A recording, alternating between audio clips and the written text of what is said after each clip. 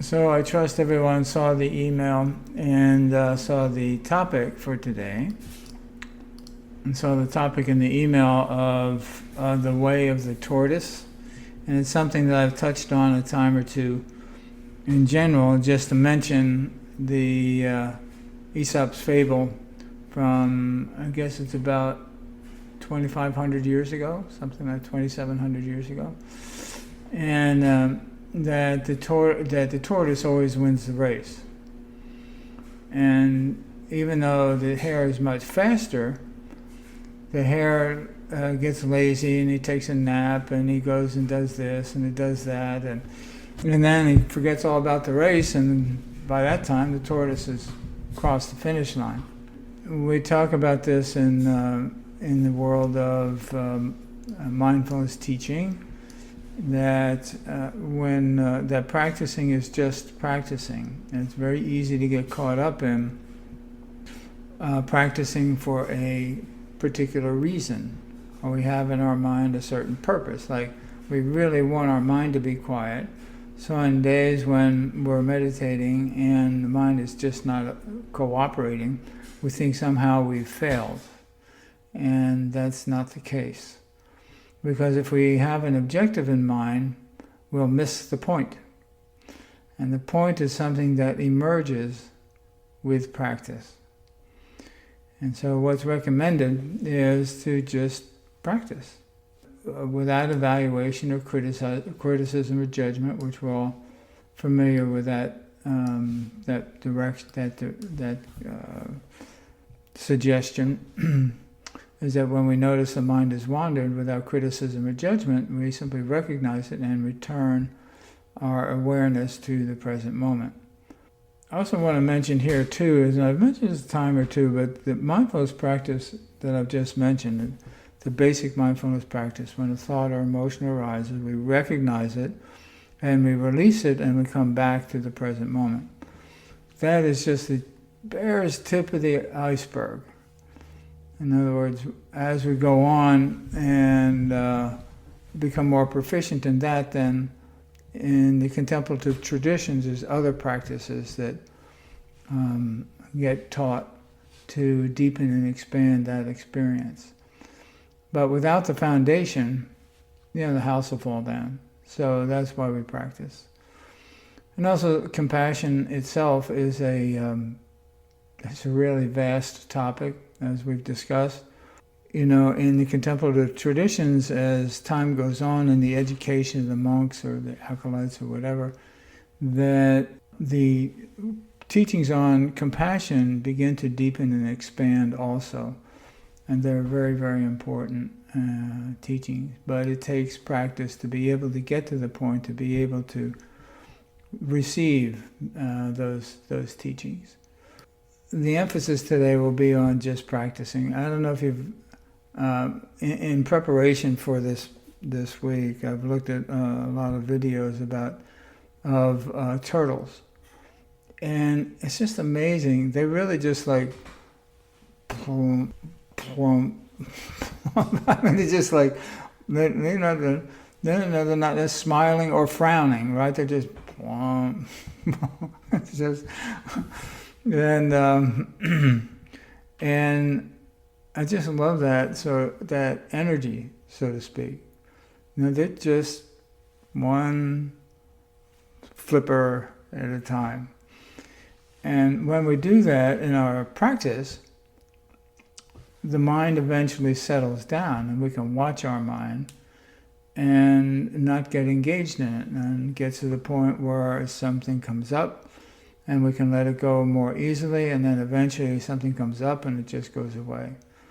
And then that becomes the norm, and then we can get to recognize thoughts when they arise and not even really pay attention to them. So there's a whole process. Now, I realize I've made an error creating expectations about what can happen. So if it's not happening for you, don't worry, it'll happen. But it comes from plodding along step by step.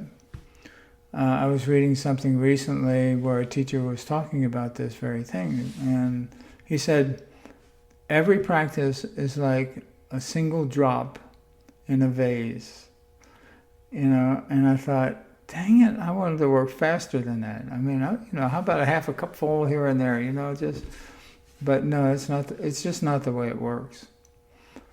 And also we've talked about intention. Intention is very important. And so if our intention is skewed to some degree, then that actually impedes our practice. So if our intention is to, reach enlightenment or get to the point where a phone call from a specific person doesn't irritate us or whatever it may be, then we're going to be practicing to achieve that consciously or unconsciously, and that really impedes our progress, because who can really describe the mindfulness space, the space between thoughts, that pause space. So that pause space, we can't create it. It has to be experienced.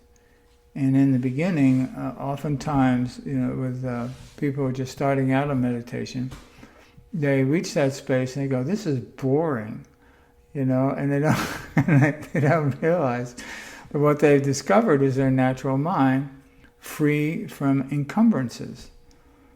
So it's like just peaceful. And what we're used to is, Amazon has gone crazy. I think they really hired some marketing maniacs. Everything is so loud on the website and so intrusive, and you can't get to your to check out without another page coming up and, "What about these things? How about this? Did you forget about that?" And it's just throughout the merchandise that you purchased 6 months ago. Have you forgotten something? It's just... So that's what goes on in our mind, right? That trains our mind to be able to deal with that. If we pay attention to it, we have to train our mind to deal with that. In training our mind to deal with that, we're moving further away from the contemplative space. What I've done, and what I recommend people do, is to practice ignoring it. In other words, just seeing it and letting go. I mean, not even reading what it says, or not even nothing. Just, something to let go, something to ignore. And we, a long time ago, I was teaching a mindfulness 8-week course in a yoga studio. I've mentioned this a couple of times, but a while. I waited for a year or so before I tell the same stories again. But I was teaching at a yoga studio, and we get to the point where we're actually doing the meditation. And all of a sudden, the only thing, we were in a room, but the room was divided by moving dividers, right? So they're really thin, they're just like these wooden dividers in the room. So as soon as we get going, and we're doing the meditation, a belly dancing class started up on the other side of the wall. So it was really loud and raucous, and there wasn't anything we could do about it. We couldn't tell them to go be quiet. How are you going to have a quiet belly dancing class? It's just not possible, right? So I said, well, this will be interesting. And so we finished the meditation, and I went around and asked people, what was your experience? And one gal who I had observed in earlier sessions, had a really hard time of just settling down. I could see her mind going all the time and stuff.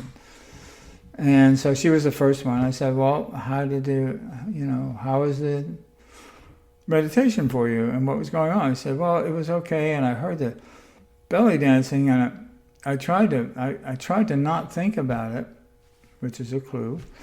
And eventually she just gave in and started wiggling her feet to the music, went along with it. So she was trying to not hear it, not listen to it. In other words, she hasn't separated out the function of hearing and listening. Because the belly dancing, we couldn't not hear it, right? It's a bunch of noise. But we didn't have to listen, meaning pay attention to it. So I asked some more people, and they said, well, yeah, it was this and that, and I realized now I meditated for a while, and I came back to the meditation. It was, it was bothersome, but anyway, a bunch of people. And then the last gal said she had just heard about mindfulness 3 weeks before. She was coming from the corporate world. And I said, well, how did it go during the meditation? She said, well, she said she was really kind of surprised that there was that much noise going on, but she just settled back into the meditation and it didn't bother her at all. It's like she could barely hear it. And so she did not have to pay attention to the sound. So that awareness can be right here where all that's going on, but we can keep our attention in the present moment regardless of what's going on. And so it's the same thing with, it's like when we maintain our intention, we take the position of the tortoise. The tortoise is thinking about one thing. Finish line. One flipper at a time. And so we don't have a finish line in mindfulness, but it's like returning to our intention is really important. If we find ourselves getting distracted a lot, some days we're just distracted. As I often say, some biorhythms and cycles of the moon and stuff, or we're really tired, or whatever it is. Sometimes our mind is just unruly and doesn't want to cooperate with whatever we do, and that's okay. And then people who have racing thoughts, what I recommend they do, if possible, to instead of trying to control the racing of the thoughts, to just let them go. Sit back and just let them go. And see if you can just observe them as they pass on through without letting them hook you. And I don't know if people have been able to do that or not, but because the point is, it's not stilling our mind is not the point. Getting rid of thoughts is not the point. Being aware of what's going in our mind is the point. And that awareness is a faculty that we have that we don't even really realize because it's all enmeshed with things of the world. So all we have to do is think of our favorite nemesis person. Or think about something political, or think about something that's going on in the news or in the Middle East, or something like that. We can become enraged, offended, sad, have a number of emotional reactions to it. Our awareness is fused with the idea of whatever it is we're thinking about. The idea is just an idea. When we imbue it with all these meanings or sensory responses, it becomes more and more real in our mind. And when that happens, it's harder for us to let things go. What I've started doing with people who are unfamiliar with the meditation process, before doing the meditation, I do the orange exercise, and I ask people to bring to mind an orange and bring it vividly to mind and get an idea of the texture of the rind and if there's a fragrance, is it warm or cold, and to go through all these senses. Is the sunlight shining on it? Does it have a leaf on it? Is it on a tree? All this. So that each person can imbue that concept of an orange with as much sensory engagement, emotional engagement, tactile engagement as possible. So when that occurs at some point, then I say, okay, let it go. So then let it go. It's pretty easy to let it go. because oranges are not a problem for us. We're not thinking of an orange because of trauma. We don't have an orange who's abused us in the past, so we have a lot of anger and resentment toward. It's just an orange. I do that because it's difficult to just let go of our thoughts, because where our awareness is so enmeshed and encapsulated in the concept of whatever it is we're thinking about. And so if we can practice letting go with an orange, it makes it easier to let go with the stuff that just automatically arises in our mind. And also, if you're having a particularly difficult time in meditation with calming the mind, try the orange exercise. Just to remember what it feels like. You have something and you let it go. I think it was a couple of years ago, it was a similar topic. Kind of talked about different aspects of it than what we're talking about today, but in the email I sent out, there was Marcel Duchamp's painting of a pipe, smoking pipe, a tobacco pipe. Beneath the pipe, he wrote in French, "This is not a pipe," to illustrate what we're talking about today. You know, when we think about a fish, it's not a fish. Yeah, mindset is everything. So when we have something that seems traumatic or seems disappointing or is disappointing, or all of a sudden turns dangerous, or whatever it may be, with practice we can see that and pause and hit the pause button and realize that we can choose how to respond to this in any way we choose. We don't have to choose. We don't have to respond in a way like getting angry or sad or mad or spring into action and do something about it. We can just pause. And when we pause, that's when we bring the neocortex online. That's where we begin to get a broader perspective and realize that probably you don't even need to, we don't have to do anything about it at all. And I think we have at times done that. We've gotten a text from somebody or an email that's kind of inflammatory, and we get all upset about it, and then we go, look, it's not worth it. It's 10 o'clock at night, I'm going to bed. We'll deal with it tomorrow.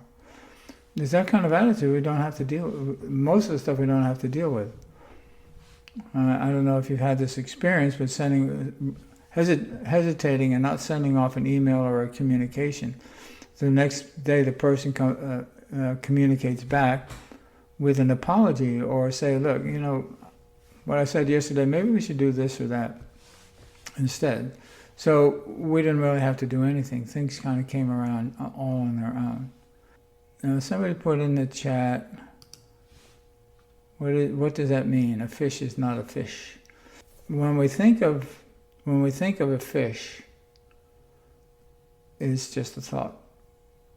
Now, we may be very familiar with fish. We may be a marine biologist, so we've been around a lot of fish and have our favorite fish. Or we may have an aquarium and named all of our fish. But when we think of a fish, it's a thought of a fish and not a fish. I also like Darlene's picture because, you know, it's this goldfish with a shark fin strapped to its back. So, you know, we will immediately form an opinion of what that is moving in the water based on not very much information, and react to it and usually overreact to it. And then we can go ahead and cause problems because we're reacting to something that's really in our mind and not necessarily in the situation. So the practice of mindfulness meditation helps us to do that. Every time we have a thought, recognize the thought, and let it go and come back to the present moment, we are building new pathways in our brain. And when we do that, we become much better at receiving information, processing information, and choosing a wise action in response.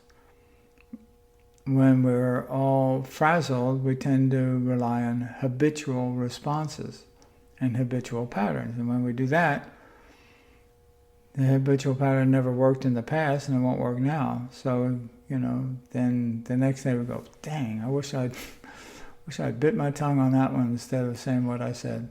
I was talking to someone recently about this, someone who's relatively new to meditation. And they talk about, well, what's the goal here? I said, there is no goal. I said, this guy's a computer engineer, software engineer. No goal? I said, no.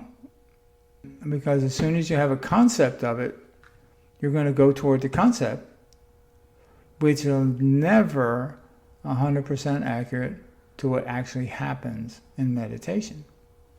The more you forget about any kind of specific meaning or purpose or experience or state of mind or any of that stuff from the meditation, the second you do that, then we have a mixed purpose.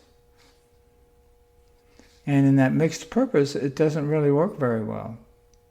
I mean, it's easier to get frustrated, we forget, we get busy, we're not as drawn to the practice itself as we were otherwise, and our practice tends to fall apart. Plus, we may actually achieve a state that we thought we were trying to achieve, only to realize later that they're still agitated or things really haven't changed in their life, not realizing that the state that they have achieved is their own ego state. It's not that space between thoughts. It's easy to miss. One of the things, I don't think I've talked about this before, or maybe I have quite a while ago. There's two forms of meditation which it's important to know about. Now, I don't think this applies to anyone here, but I used to teach meditation. Well, I still do a little bit. Teach meditation in behavioral health hospital, psych hospital. What I noticed was that some people will say, if we're doing the inquiry afterwards, they'll say, I said, what did you experience? They said, well, nothing. Oh, really? So there weren't any thoughts or nothing. And so what did it feel like? And they often say just kind of numb or nothing or neutral. Well, it's important to know that is a dissociative state. That is not a meditative state. Meditative state, the qualities of it is relaxed awareness. And what people describe who are in a dissociative state is just blah. It's nothing. Nothing happens, just dark. So if we do find ourselves in a state like that, just to recognize that and come out of that and do something, walk around a little bit and see if you can restart the meditation and avoid falling into that state. And the other thing to be aware of, and I had this guy who was a member of the group. He was 73 years old, a coke head. He actually smoked crack, even though he was middle to upper middle class guy. And his wife said, "You got to go treatment, or else I'm done." Okay, so she'd been through this before with him, and she said enough. So anyway, he was great, a lively guy. I don't know if you know any cokeheads, but they're really a lot of fun. Anyway, he got everybody going. He was very social and flamboyant and stuff. And then we started doing the meditation. I asked him, as I did everybody, how was the meditation? He said, "Oh, it was great. It was so wonderful. It's like I was just out in space. It was beautiful." Well, that's his state of inebriation that he'd created for himself. That was not a meditative state. I didn't tell him all that. I just reiterated now it's important to, the breath and letting a thought go and that sort of thing. So after about 3 days, I meditated every day. I asked him, how did it go, or maybe it was a little longer. And he said, well, it was really interesting. I was really relaxed. I said, were you aware of the sounds in the room? He said, yeah, but it didn't bother me. I wasn't really listening to anything. So he learned how to meditate.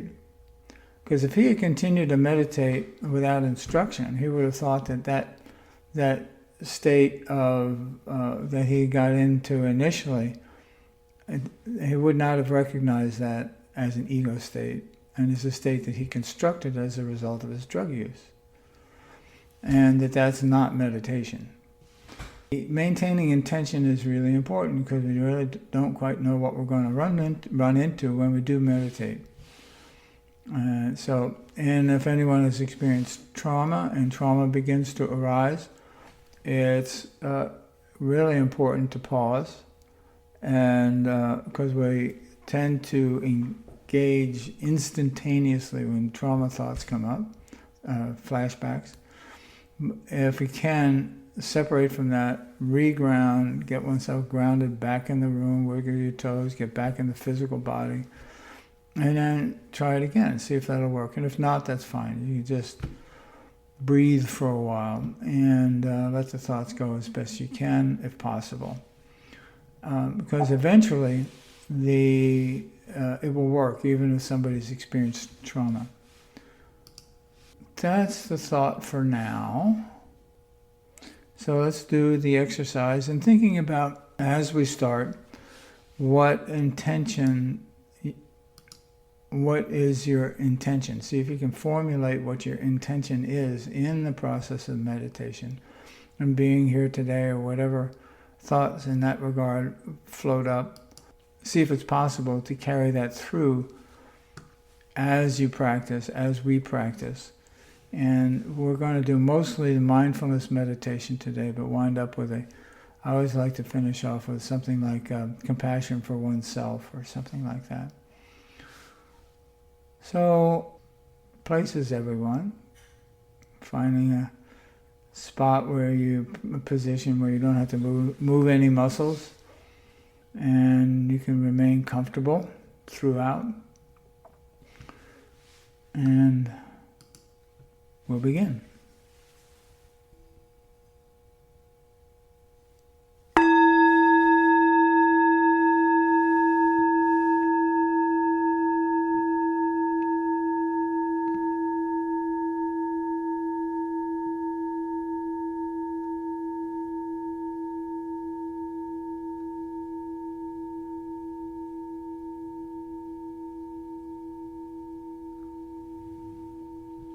And listening to the bell fade into silence.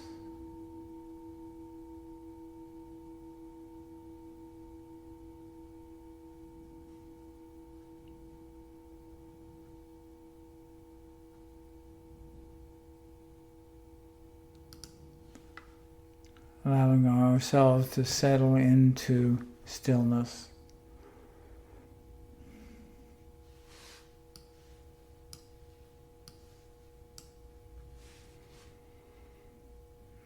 And just settling with ease in the present moment as best we can.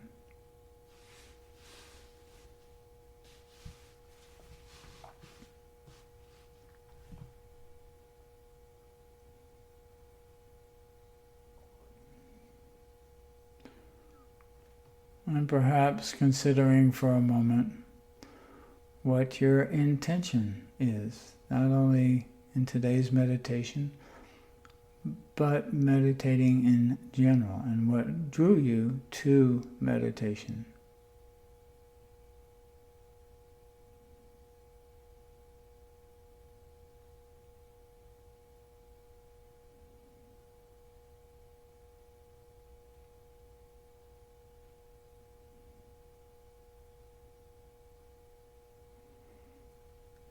And whatever answers arise, that's okay.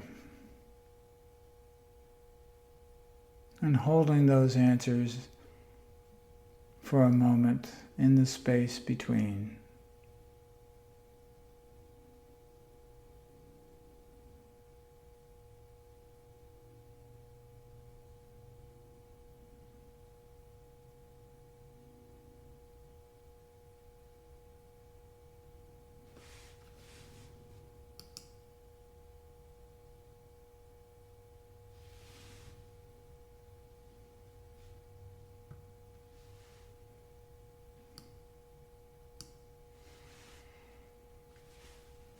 And taking a look at what motivations you perceive that you've had or have now.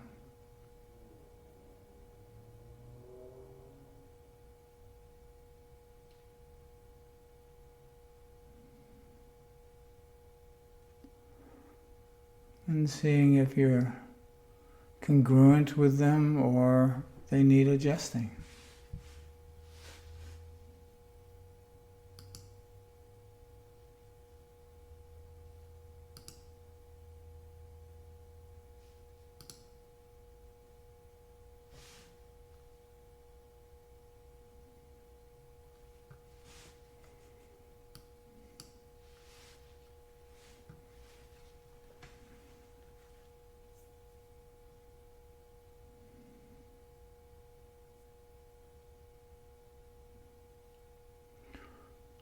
And allowing those thoughts to come up and holding them in the space between thoughts if you can, to really grasp their meaning and intention.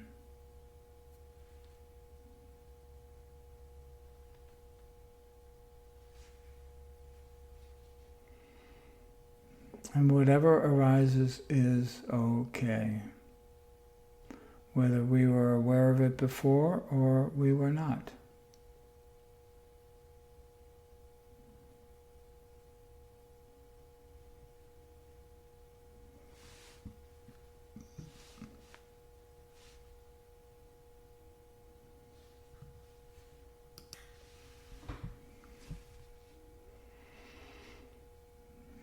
And perhaps finding which one fits the best. Which intention seems to fit the best.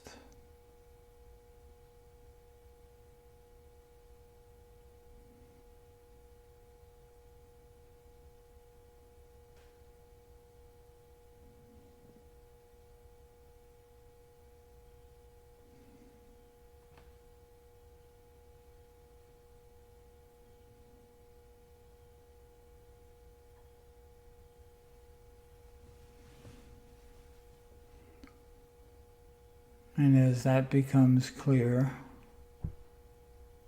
or even if it hasn't, that's okay too. Settling into the mindfulness practice itself, so that when a thought or emotion arises, doing our best to recognize it as a thought and let it go. And return to the present moment.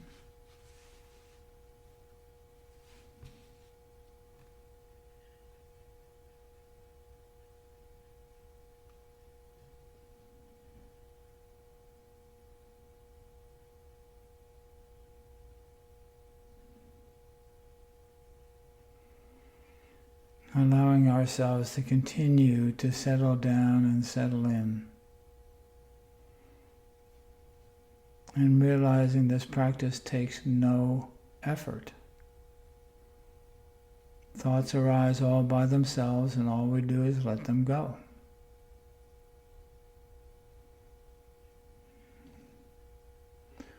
And our awareness naturally returns to home base, our present moment awareness.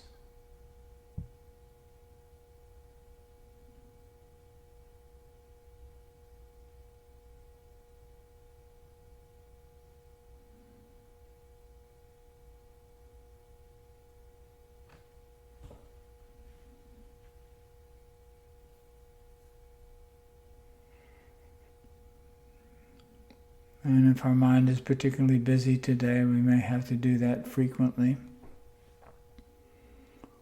Or there may be more time, a bigger space between thoughts. Either way, the meditation is working.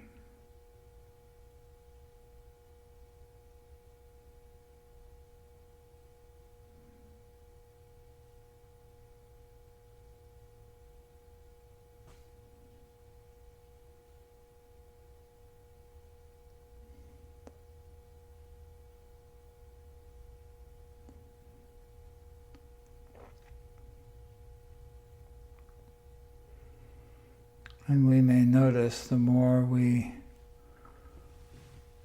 practice this, the easier it may be.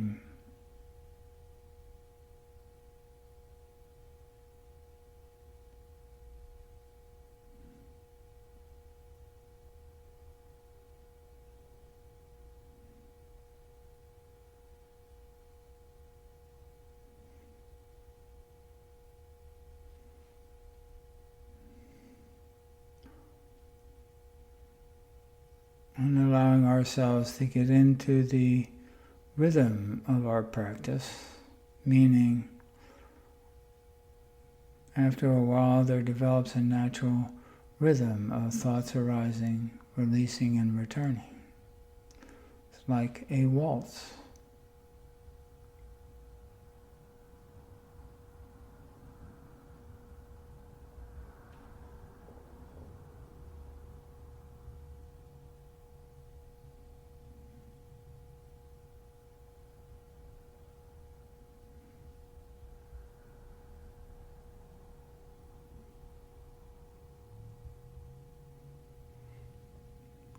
And realizing that we're not having to do anything per se. Like I said a moment ago, all we do is let go.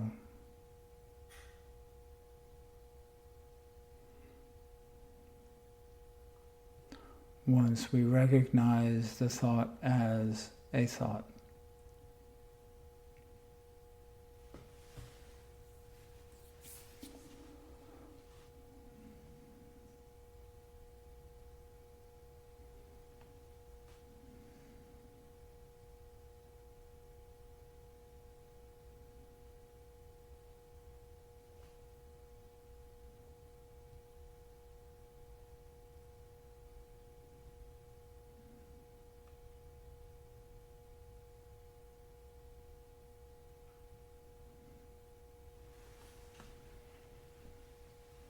And as we do this, and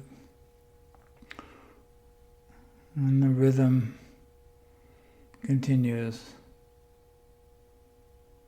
we find perhaps it's not as difficult as we thought.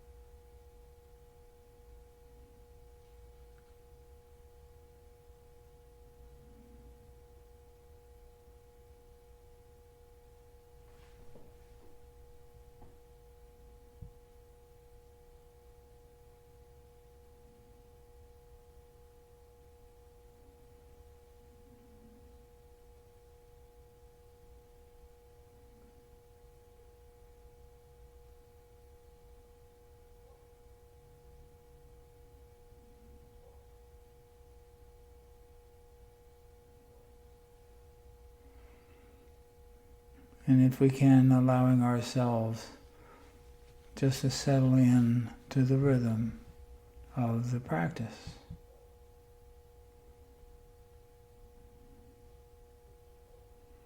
Free of conceptualization.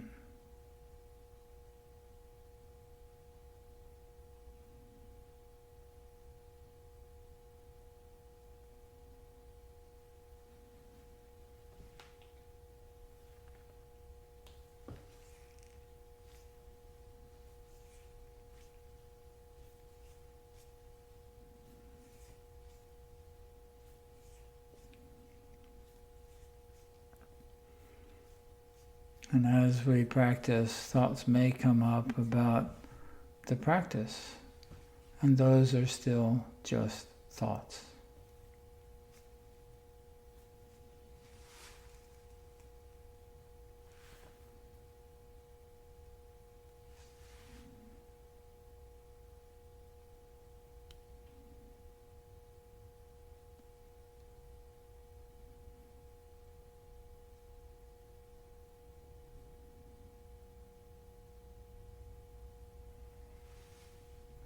And perhaps realizing that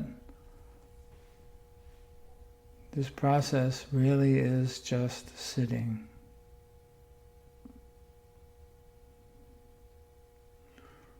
And doing nothing else.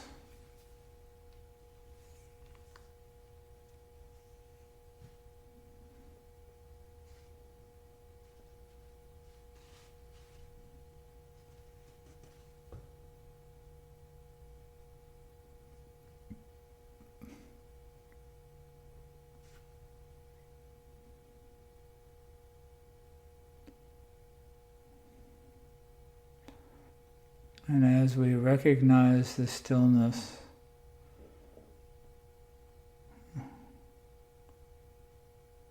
we can more easily just be.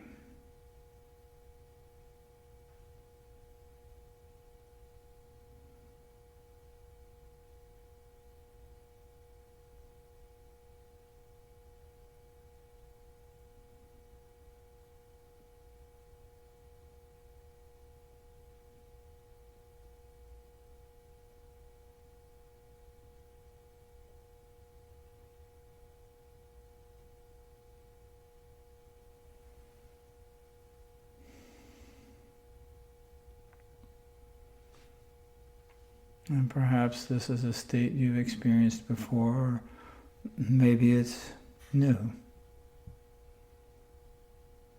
Either way, it's the space between thoughts. Experiencing that is the fruition of the meditation.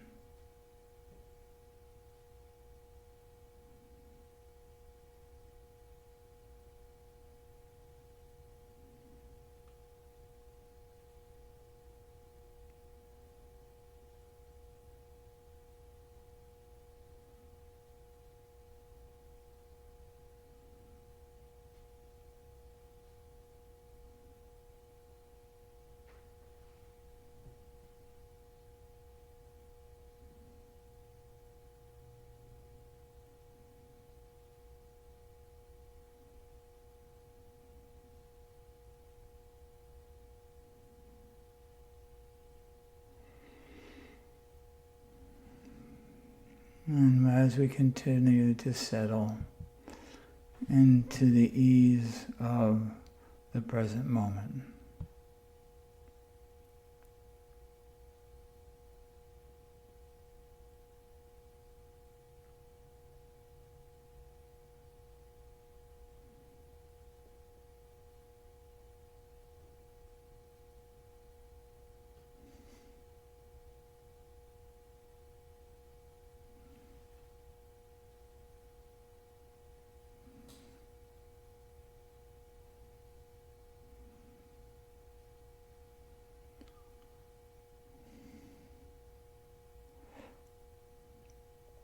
And now allowing some compassion to float in for yourself,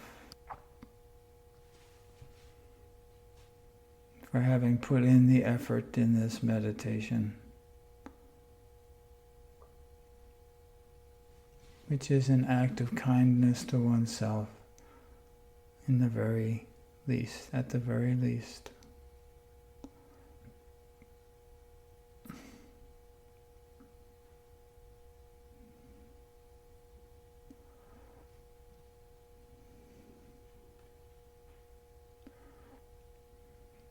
And allowing the compassion to arise naturally, whether it appears as a light or a feeling or music or whatever it is. It's just for you.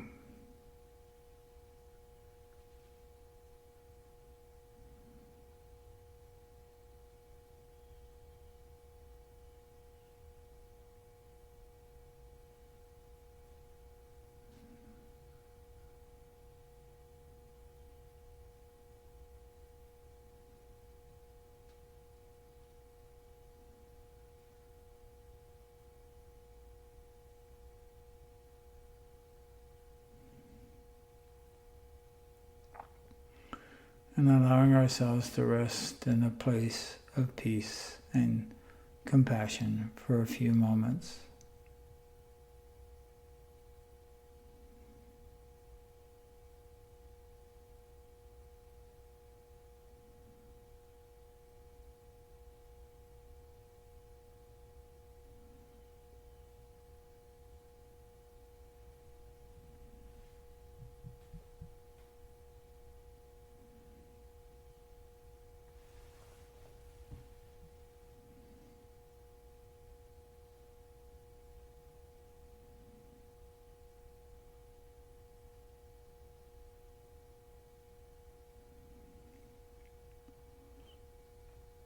And perhaps with the realization that we can come to this space at any time.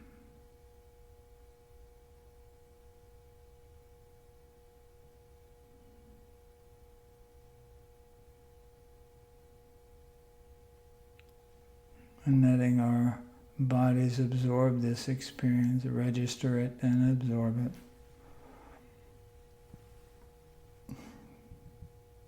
Like a sponge absorbs water. So that in a moment when the bells ring again, you can bring this with you as you go about your day.